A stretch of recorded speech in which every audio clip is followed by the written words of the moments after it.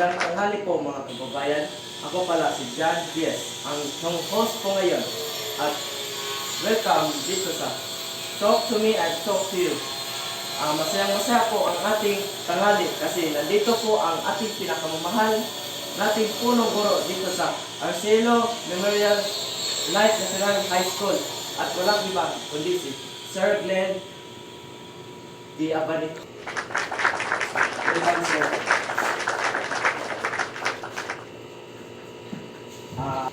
Una, gusto ko magtanong tungkol sa iyong mga araw ng pagkabata. Mahirap ba para sa inyo na ituloy ang pag-aaral? Talagang napakahirap kasi isang malaking factor po kung kaya pa papag-aralin ng mga magulang ang kanilang mga anak. So, pangalawa, kung may determinasyon ba ang mga anak para pagpatuloy ang kanilang pag-aaral. At ang pangatlo, kung kaya ba niya malagpasan ang mga challenges na kinakaharap ng isang estudyante para mapatapos niya or matapos niya ang kanyang pag-aaral. May tanong pa ako, sir. May bumagap sa inyo nung nag-aaral pa kayo? May mga bagay na bumabagabag sa panahon na gusto namin makatapos yung pag-aaral namin. Una sa kahirapan ng buhay. Kasi yung time namin doon sa probinsya, isang tuka kami. At di namin ikakailan na kahit ano yung kikitain ng pamilya ko, kasi isa siyang manicurista, kung ano yung kikitain niya sa isang araw, yun ang po ipapakain sa amin. So, kailangan itaguyod kami ng maayos, kailangan makakita ng sapat na income yung family ko para mapakain kami 3 times a day. Pero most of the time, kahit isang tuka, so ibig sabihin, isang kain lang kami sa isang araw. Yun po ang isang malaking hadlang namin kung paano namin matutustusan yung pag-aaral namin. Kahit nga sa pagkain namin, hindi na sapat yun. May pangalawang tanong po, sir. Ano ang mga hadlang na iyong hinarap sa iyong paraan upang makapag-aral? At mayroon ba mga hindi nalilimutang sandali na pagbabago sa inyong buhay? Meron akong mga bagay na hindi ko talaga makakalimutan yung panahon na naglayat po ako sa bahay namin. Kasi it was high school nang nag-decide yung family ko na hindi na kaya kami papaaralin. So, doon ako nanatili sa lola ko, which is napakalayong lugar yun sa poblasyon. At kailangan namin na hindi kinakailangan na sumakay. Kasi wala nga maibigay na pangtustos na pamasahe yung lola ko. So, kailangan kong maglakad mga 5 kilometers galing sa bahay namin papunta sa eskwelahan. Bagkos, kinakailangan kong matapos yung pag-aaral ko. Yun po yung palaging iniisip ko sa sarili ko. Na at the end of the day, despite these challenges that I'm encountering in life, still matatapos ko yung pag-aaral ko kasi may gusto akong mapuntahan o may gusto akong matupad sa inaharap ko. Ano ang naging inspirasyon mo para matatag ng napakagandang aralan? Ang inspirasyon ko noon, of course, yung sarili kong kagustuhan na makatapos sa aking pag-aaral. Pero sa katanungan mo yan na para makapag-aral ako sa isang matatag na paaralan, napakahirap sa amin noon.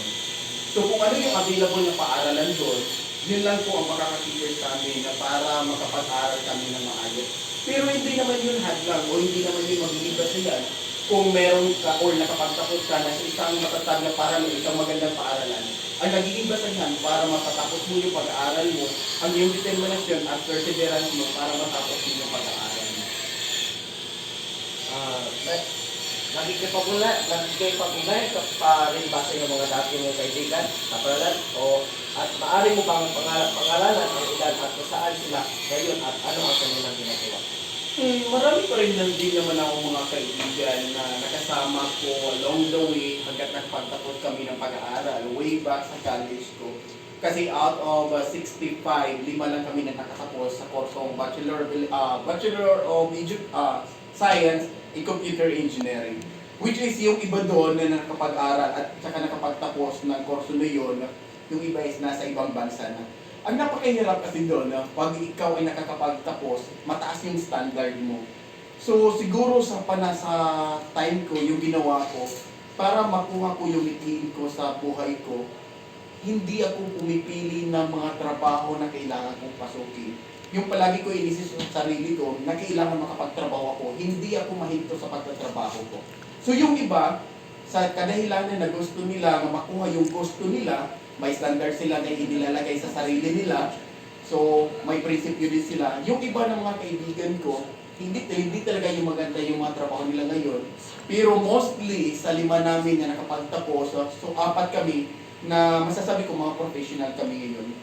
Pero pinagdadasal din namin na dumating yung araw na yung isang yun na classmate namin sa college ay makakuha siya ng isang magandang trabaho, which is para mataguyod din niya yung pamilya niya ngayon. Yung mga kaibigan kong yun, hindi ko na siguro kailangan pangalanan yun, pero I'm sure nasa mabuti sila ang kalagayan ngayon. Anong pagbabago ang nakita mo sa lahat na sistema ng edukasyon sa panahon mo at sa kasalukuyang sistema? Sa una, masasabi ko, kasi mahigpit yung implementasyon noon ng GMRC, which is tinatawag namin noon na Good Moral and Right Conduct.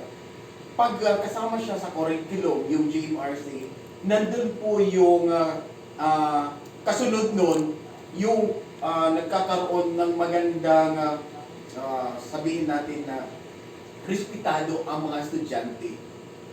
Napakahirap para sa kanila na gawin yun, bagkos ginagawa nila yun sa kadahilanan na kailangan nila mapasa yung subject na yun.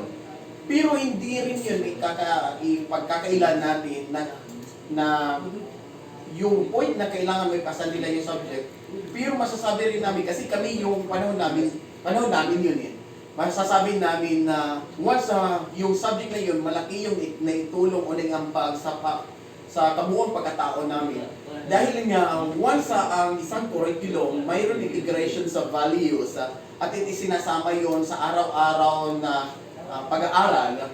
So masasabi natin, ma-hone natin o ma-develop natin yung isang bata spiritually, and then yung holistic approach, and then magiging maganda yung outcome niyan.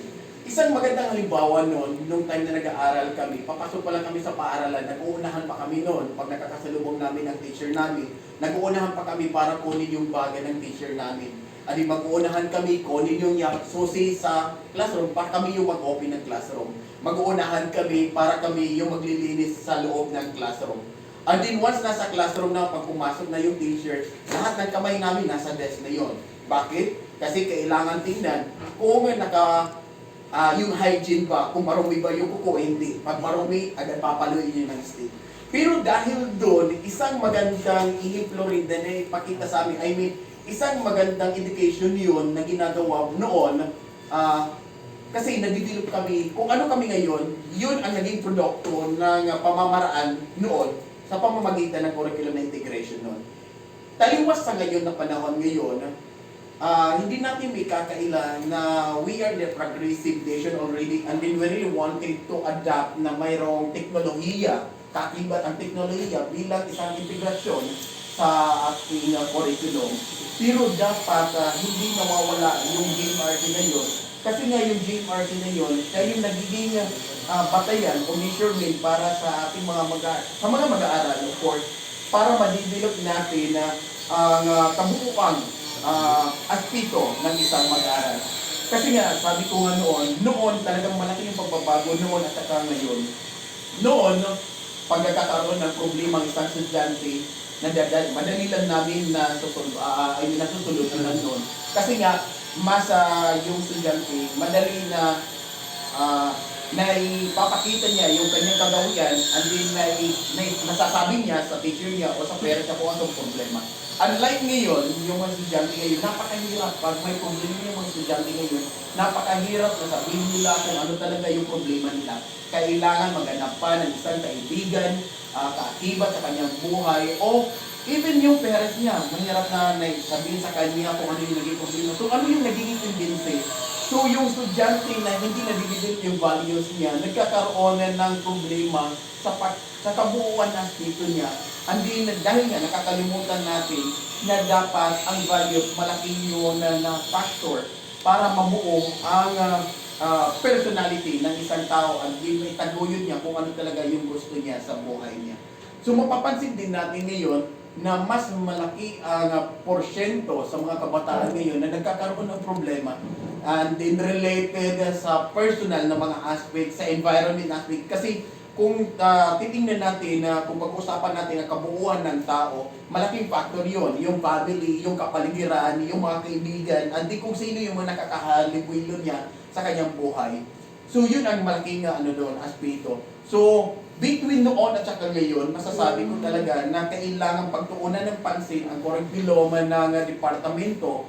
Pero nagpapasalamat din ako sa ngayon sa panahon ni Sara Duterte bilang isang kalihim natin sa Departamento sa Edukasyon na itinaguyod niya balik, ibinabalik niya yung GMRC as part sa K-10 na curriculum bilang bahagi na sa isang subject na dapat pagbigyang pansin and din dapat pagtuunan and din maging kaaktiba at parte para sa kabuuan ng isang estudyante o isang mag-aaral. Isang tanong, sir. Chocolates or letters?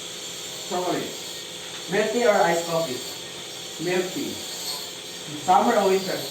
summer. Sir, maraming salamat sa